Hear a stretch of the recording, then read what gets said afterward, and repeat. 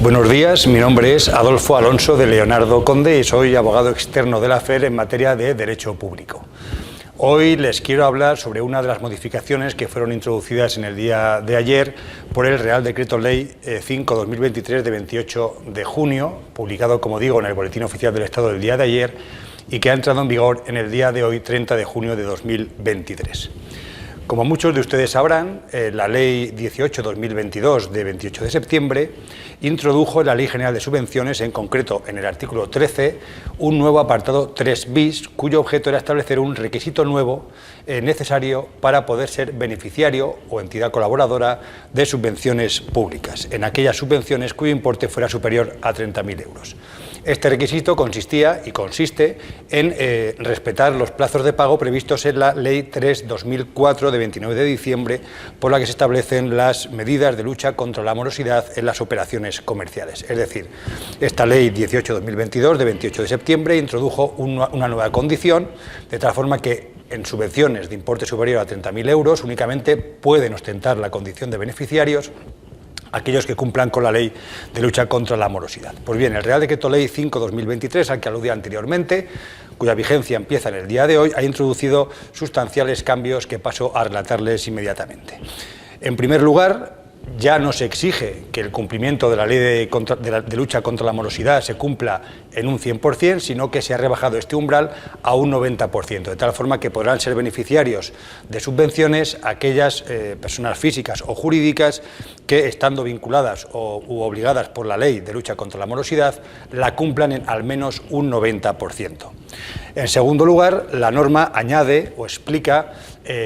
el momento procedimental oportuno en el que se debe justificar la concurrencia de este requisito. Como norma general, establece que el requisito de estar al corriente de pagos conforme a la Ley de lucha contra la morosidad en las operaciones comerciales se debe acreditar dentro de los 10 días hábiles siguientes a la notificación de la resolución provisional en la que se proponga la concesión de la subvención, salvo que primero, las bases establezcan un plazo distinto al de los 10 días, o salvo que las propias bases establezcan un momento procedimental distinto en el que acreditar este extremo. En este punto quiero resaltar que la norma no aclara si el beneficiario o el potencial beneficiario de la subvención, dentro de los 10 días siguientes a la notificación de esta resolución provisional, debe de oficio acreditar que está al corriente o que cumple las condiciones de pago de la Ley de lucha contra la morosidad, o si en esa propuesta de resolución provisional se debe incluir este requerimiento. Esta cuestión no queda clara, con lo cual recomendamos, como siempre, que aunque esa resolución no incluya tal requerimiento, el beneficiario lo acredite en el plazo de los 10 días para evitarnos sustos. Si la ley añade, el nuevo Real Decreto Ley añade que si este trámite de resolución provisional no viene prevista en el procedimiento de concesión de la subvención pública de que se trate, en este caso será la Administración la que deberá dirigir un requerimiento específico al potencial beneficiario para que en el plazo de los 10 días siguientes a la notificación del mismo acredite que cumple con las condiciones de la Ley de lucha contra la morosidad. En cualquier caso, lo que dice la ley es que este requerimiento deberá ser previo a la propuesta de resolución definitiva de concesión de la subvención. En tercer lugar, y como tercera modificación introducida por el Real Decreto Ley, la ley contempla la posibilidad de que en estos plazos de 10 días a los que he aludido anteriormente, bien sea desde la notificación de la resolución provisional de concesión de la subvención o bien en los 10 días siguientes al requerimiento previo a la resolución a la propuesta de resolución definitiva de concesión, no dé tiempo a acreditar el cumplimiento de las condiciones de la ley contra la morosidad, de lucha contra la morosidad, el beneficiario podrá articular otro mecanismo de acreditación. En concreto, me estoy refiriendo a aquellos supuestos en los que, como luego veremos, la ley exige que esa acreditación se verifique mediante una certificación emitida por un auditor de cuentas o a través de un informe de procedimientos acordados. Pues bien, si en ese plazo de 10 días el beneficiario no puede aportar bien sea el certificado del auditor, bien sea el informe de procedimientos acordados, en este caso será suficiente con que en ese plazo de los 10 días presente o le justifique a la Administración concedente que ha solicitado el certificado o el informe de procedimientos acordados según los casos, con la obligación de que en el plazo previo a la concesión de la subvención acabe aportándose ese certificado, ese informe de procedimientos acordados. Es decir, Lo que la ley establece es que dentro del plazo de los 10 días al que aludíamos anteriormente será suficiente con que el potencial beneficiario acredite haber solicitado el certificado de auditor o el informe de procedimientos acordados, siendo admisible que se aporte posteriormente a ese plazo de 10 días el certificado o el informe de procedimientos acordados, siempre, eso sí, que esta aportación tenga lugar antes de que se dicte la resolución definitiva de concesión. En cuarto lugar, y como cambio reseñable del nuevo Real Decreto Ley en esta materia, se cambia o más bien se matiza la forma en la que los beneficiarios deben acreditar el cumplimiento de las obligaciones que les vienen impuestas por la Ley de lucha contra la morosidad en las operaciones comerciales. Por un lado, se distingue las personas físicas o jurídicas que, de acuerdo con la normativa contable aplicable,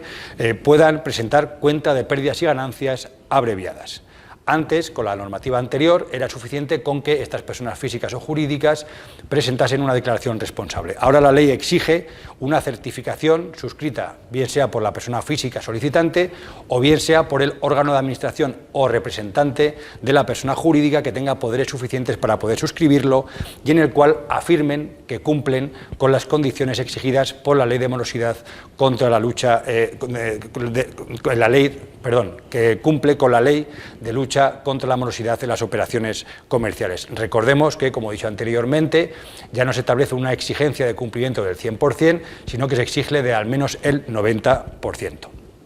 Esto en cuanto a las personas físicas. Se sustituye una declaración responsable por una certificación expedida por la persona física solicitante o por el representante legal de la persona jurídica. En cuanto a aquellas personas jurídicas que no tengan derecho a presentar cuenta de pérdidas y ganancias abreviada, la ley establece ahora dos mecanismos de acreditación del cumplimiento de la ley de lucha contra la morosidad en las operaciones comerciales. Por un lado, se mantiene el mecanismo ya previsto en la legislación original, que es la certificación emitida por un auditor de cuentas inscrito en el ROAC, que contenga la transcripción desglosada de la información en materia de pagos descrita en la memoria de las últimas cuentas anuales auditadas, cuando de esta memoria se desprenda que se cumple la ley de lucha contra la morosidad en los términos que antes hemos indicado, es decir, en ese 90%. Aquí varía notablemente el contenido de esta certificación, puesto que ahora lo que tiene que hacer el auditor es reproducir o dar fe de lo que pone la memoria de las cuentas anuales en materia de lucha contra la morosidad. En este sentido hay que tener en cuenta que la disposición adicional tercera de la Ley 15/2010 de 5 de julio, que modifica la Ley 3/2004 de lucha contra la morosidad de las operaciones comerciales, exige, primero, que todas las sociedades mercantiles incluyan de forma expresa en la memoria de sus cuentas anuales su periodo medio de pago a proveedores y, además, que las sociedades mercantiles, sean o no cotizadas, que no presenten cuentas anuales abreviadas, incluyan en esta memoria su periodo medio de pago a proveedores, el volumen monetario y número de facturas pagadas en un periodo inferior al máximo establecido en la normativa de morosidad, así como el porcentaje que suponen sobre el número total de facturas y sobre el total monetario de los pagos a sus proveedores. Es decir, en definitiva, lo que el auditor tiene que dar cuenta en esta certificación que exige la norma es que en la memoria de las cuentas anuales se establece o se expresa el cumplimiento de la ley de lucha contra la morosidad en las operaciones comerciales, teniendo en cuenta que, como digo, esa referencia en la memoria de las sociedades mercantiles viene obligada por la norma, por la disposición adicional tercera de la Ley 15/2010. En este caso, la certificación del auditor es válida hasta que resulten auditadas las cuentas anuales del ejercicio siguiente. Y como novedad, el Real Decreto Ley 5/2023 añade un segundo mecanismo de justificación del cumplimiento de la Ley 3/2004, que es el certificado, que es un informe de procedimientos acordados elaborado igualmente por un auditor inscrito en el ROAC, en el que, con base en una revisión de una muestra representativa de las facturas pendientes de pago a proveedores de la mercantil, a una fecha de referencia, que no se especifica cuál, concluya sin la detección de que se incumple la ley de lucha contra la morosidad. Este, como digo, es un mecanismo nuevo previsto por la normativa para justificar el cumplimiento de la Ley 3/2004. Esto es lo que respecta a las condiciones para ser beneficiario o entidad colaboradora de una subvención cuyo importe sea superior a los 30.000 euros. En cualquier caso, hay que recordar que, aunque no se vea modificado por el nuevo Real Decreto Ley 5/2003, La Ley de Lucha contra la Morosidad no solamente tiene incidencia en esta inicial fase previa a la concesión de la subvención, como requisito para poder ser entidad beneficiaria o colaboradora, sino que la Ley de Lucha contra la Morosidad tiene también incidencia en la subvencionalidad de los gastos. Recordemos que la Ley 18/2022, que antes se citaba, también modificó el artículo 31.2 de la Ley General de Subvenciones, estableciendo que, como un requisito de elegibilidad del gasto, es decir, para que un gasto sea subvencionable, ese gasto ha tenido que ser pagado por la entidad beneficiaria dentro de los plazos que marca la Ley 3/2004, de tal forma que si esos plazos se superan, el gasto no será subvencionable en ningún caso. Dicho esto, espero haberles transmitido de forma clara las nuevas medidas establecidas por el Real Decreto Ley 5/2023 en materia de subvenciones y su vinculación con la Ley 3/2004 de lucha contra la morosidad en las operaciones comerciales, pero en cualquier caso saben que estamos a su disposición para cualquier aclaración adicional que precisen en la FER, en los horarios de asesoramiento general que tenemos establecidos. Muchas gracias y buenos días.